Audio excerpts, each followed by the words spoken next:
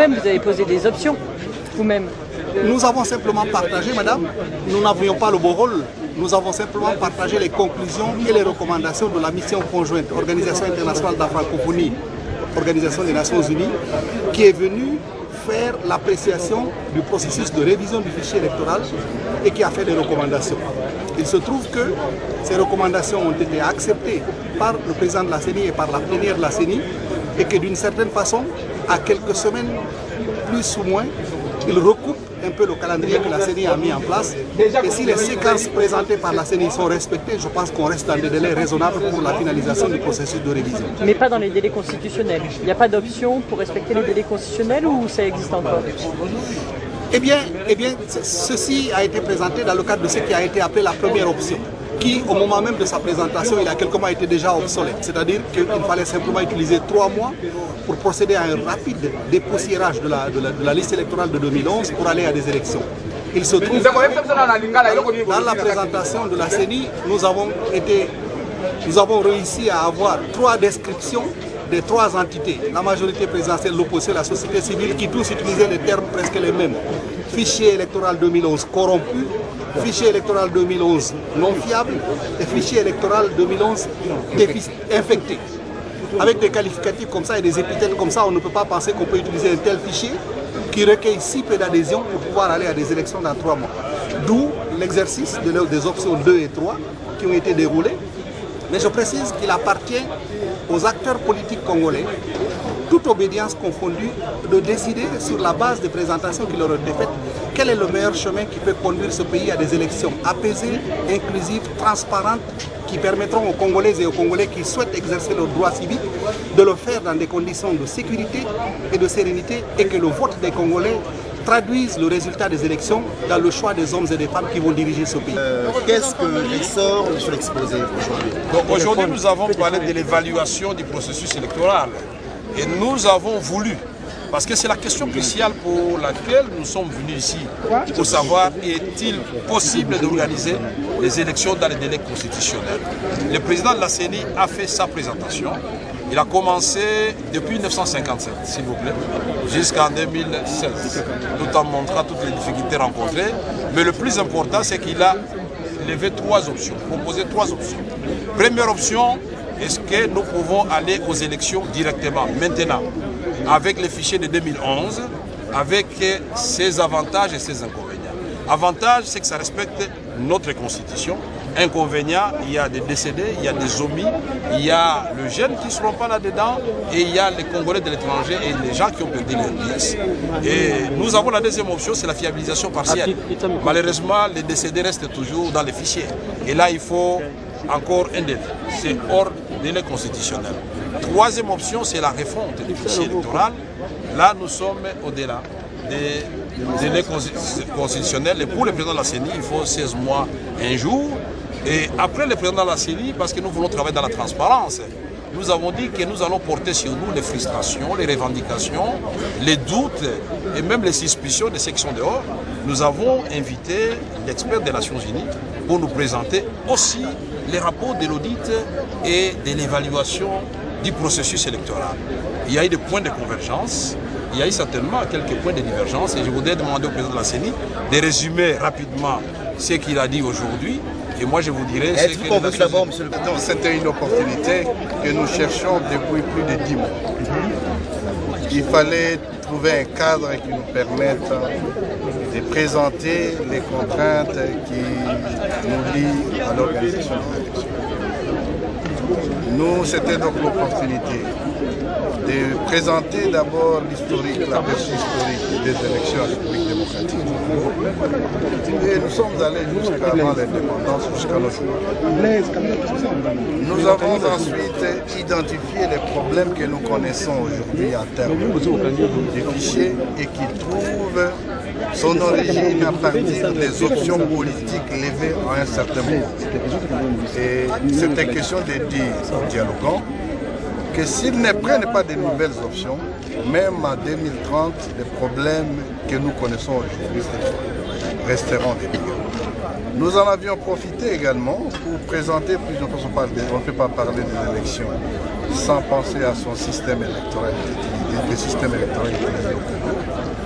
Nous avons plus ou moins disséqué ce que nous avons vécu à terme d'expérience sur le système électoral utilisé au Congo, avec les conséquences. C'est une analyse qui permettrait aussi aux dialoguants de réfléchir sur comment on doit pérenniser les élections.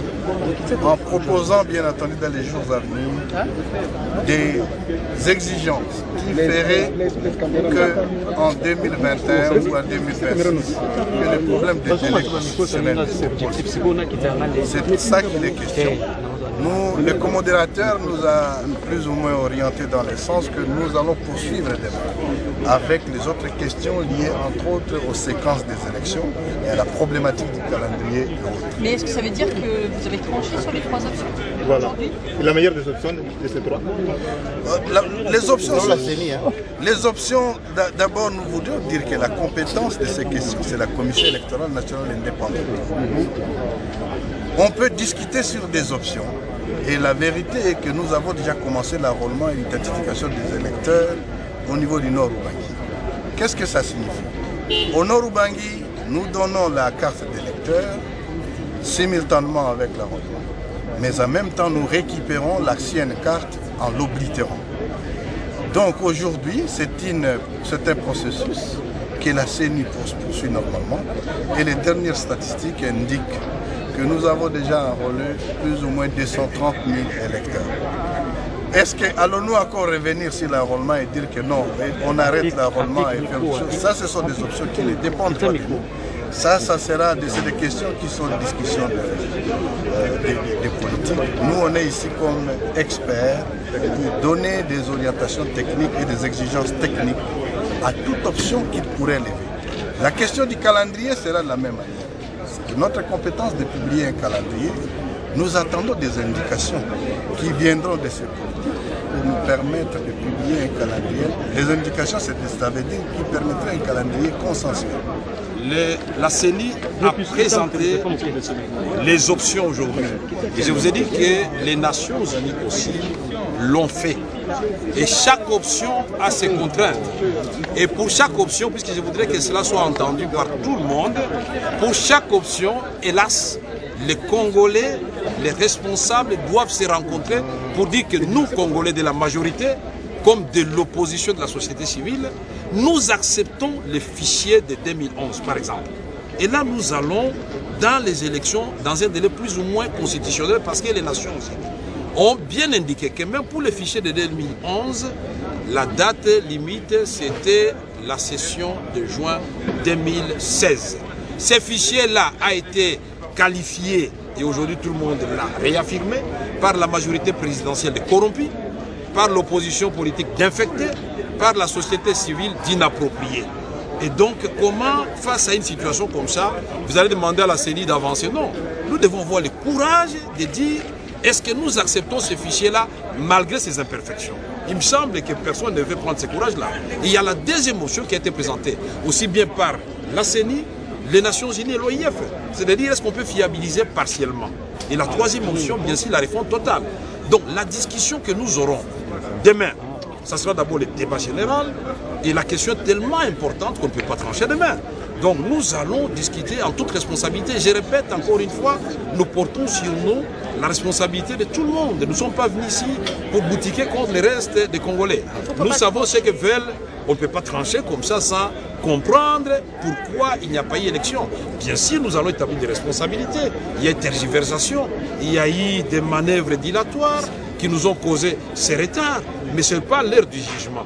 Maintenant, c'est l'heure de donner des solutions. Nous ne voulons pas qu'il y ait des soulèvements populaires alors que nous pouvons trouver une solution pacifique. On recourt à l'article 64 quand on a épuisé toutes ces voies pacifiques. Voilà, c'est ça notre choix et c'est le choix où nous nous engageons de porter les frustrations, les revendications de tout le monde. Ceux qui sont dehors, tous ceux qui sont dedans. Par exemple, aujourd'hui, j'ai présenté publiquement la liste signée par Mwando Simba au nom de G7, des prisonniers politiques, signée par Kyungwa Kumwanza, des prisonniers politiques. Le ministre Tambo Mwamba nous a donné les assurances. Il m'a même dit que sa commission qui travaille, on peut y adjoindre un opposant pour étudier au cas par cas les gens qui sont libérables, puisque nous sommes quand même dans un état de droit. Voilà, et on a parlé de télévision fermée, aussi bien au Katanga qu'à Kinshasa. Donc c'est-à-dire que nos travaux avancent bien. Malheureusement, l'expert des Nations Unies qui est avec nous ici, on l'a bousculé, il est derrière là. Il ne peut parler qu'avec l'autorisation de son chef, parce que ce n'est pas lui qui avait fait ce travail. Mais à tout moment, je crois que les Nations Unies peuvent vous confirmer ce travail. On a disponibilisé les documents de la CENI aujourd'hui, avec la clé USB. Demain, on va disponibiliser les documents des Nations Unies et de l'OIF pour que vous, médias, vous puissiez de temps en temps faire vos propres analyses et dire où nous allons et comment nous pouvons atterrir pour que l'Afrique subsaharienne puisse renouer avec les élections réellement démocratiques, comme c'est le cas en Afrique de l'Ouest et dans la SADC. Voilà, merci.